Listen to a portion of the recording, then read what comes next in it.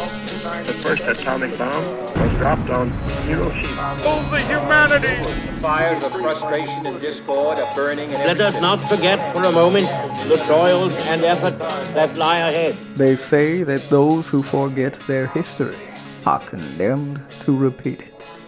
This is the History Lessons Podcast with certified financial planning practitioner Patrick Huey, author of History Lessons for the Modern Investor, and your guide to financial wisdom in the past, present, and future.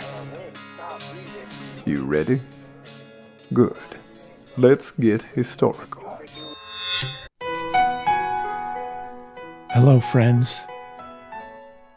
Yeah, the Masters is on, which means two things are back. Perfect fairways on television and a lot of overthinking in living rooms around the country. Every year you see the same pattern at Augusta. The leaders look calm, but they're playing a course that punishes every tiny mistake.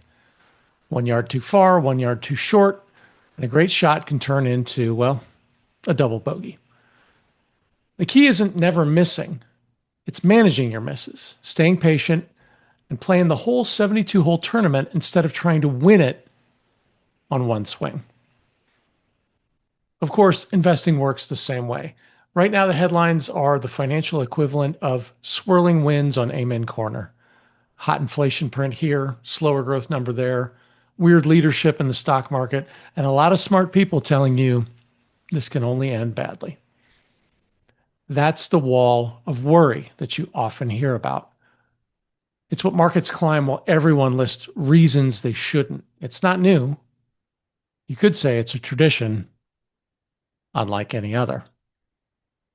The mistake is to react like an amateur on the 12th tee. You see the water, you feel a little gust, and suddenly you're changing your entire swing in the middle of your backstroke. In money terms, that shows up as dumping stocks after one bad print, chasing whatever just went up the most, or hiding in cash until things feel safe. A better approach is to think like a pro.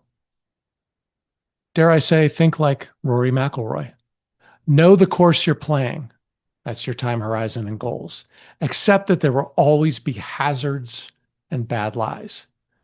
Build a portfolio that doesn't depend on one perfect shot or one hot stock. And then stick to your game plan, making small, thoughtful adjustments instead of emotional ones. You don't win at Augusta by avoiding every mistake. You win by surviving the tough holes, taking your pars when you can, and letting 4 rounds of good decisions add up.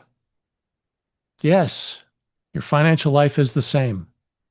The goal is not a perfect round. It's still being on the leaderboard when it actually matters.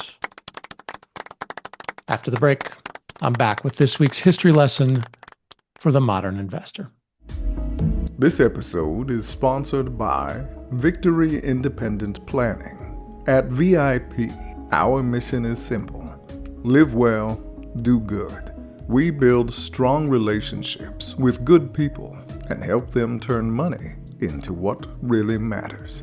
Retiring without worry, traveling more, supporting family, or funding the causes and projects they care about most.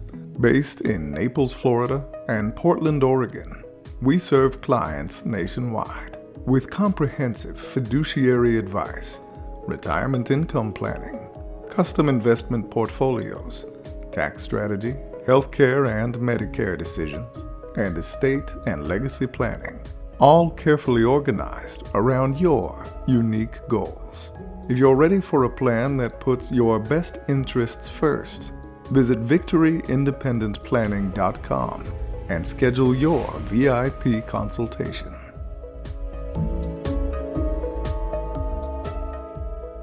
On April 15th, 1947, Jackie Robinson breaks baseball's color barrier. Today we're crossing lines, taking heat, and changing the game. On April 15, 1947, at Ebbets Field in Brooklyn, a 28-year-old rookie jogged out to first base and quietly altered American history. Jackie Robinson's debut for the Brooklyn Dodgers made him the first black player in modern Major League Baseball, ending 6 decades of an unofficial but ironclad color line. The box score from that day looks pretty unremarkable. Robinson went hitless in 3 at-bats. He scored a run, and he handled his chances in the outfield. The significance wasn't in the stat line. It was in the uniform. Because a door that had been nailed shut for generations was suddenly and irrevocably wide open. It's time for Dodger The run-up to that baseball. afternoon was anything but quiet. Branch Rickey, the Dodgers general manager, had spent years planning how to integrate his team, and by extension, the league. He needed a player talented enough to belong on merit and strong enough to withstand the torrent of abuse that would follow. Robinson was a former Army officer and a multi-sport star at UCLA, and he fit the bill perfectly. Before signing him, Rickey famously warned that the first black player in the majors would need the guts not to fight back. Robinson agreed to a temporary, one-sided pact. No matter what was shouted from the stands, no matter what came from the opposing dugouts, or even his own teammates, he wouldn't retaliate. Well, the abuse came on schedule. Robinson faced taunts, death threats, and rough play. Some teammates circulated a petition against him. Opposing players threatened boycotts. Yet, as the season wore on, an odd thing happened. The more he played, the more undeniable his value became. He hit, he ran, he fielded, and he helped the Dodgers win the National League pennant in his very first year. Inside the clubhouse, some of the resistance began to thaw. On the road, more black fans showed up in the stands, seeing themselves represented on the field for the very first time. The experiment, as some called it, was working. Not because it was smooth or painless, but because the long-term logic of inclusion and talent was stronger than the short-term noise. For investors and retirees, Robinson's first season is more than an inspiring story. It's a picture of what it looks like to cross uncomfortable lines, endure volatility, and keep playing your game when emotion and tradition are firmly stacked against you. Here then are 4 lessons for the modern investor from the story of Jackie Robinson. One obvious parallel is the willingness to step into a space that feels hostile or unfamiliar because the long-term payoff justifies the discomfort. For many people, that's the first real exposure to markets, moving from cash to equities, from a single employer stock to a diversified portfolio, or from a do-it-yourself approach to working with an advisor.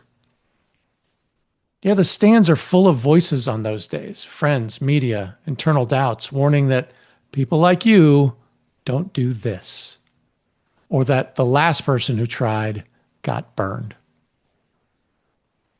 Like Robinson, you don't have to pretend the noise isn't there, but you do have to decide whether those voices get to determine which field you play on for the next 30 or 40 years.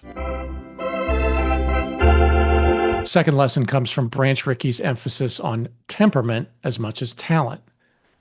He knew that the first serious test of integration was going to be behavioral. Could any player, including Robinson, absorb the provocation without exploding? In markets, your temperament contract shows up in how you behave when volatility spikes. You can't control what the crowd yells or what the scoreboard says on a given day, but you can control whether you panic sell at the bottom, chase fads at the top, or stick with the allocation and savings plan that you agreed on in calmer times. The investors who ultimately change their own family's trajectory are rarely the ones with the flashiest trades. They're the ones who, like Jackie Robinson, keep showing up, keep playing hard, and keep refusing to let someone else's anger knock them off their game. Robinson's debut also underscores the power of broadening the roster over time. Once that color barrier fell, other teams followed. Within a few years, Black and Latino players were reshaping lineups, and by any objective measure, they were improving the quality of play.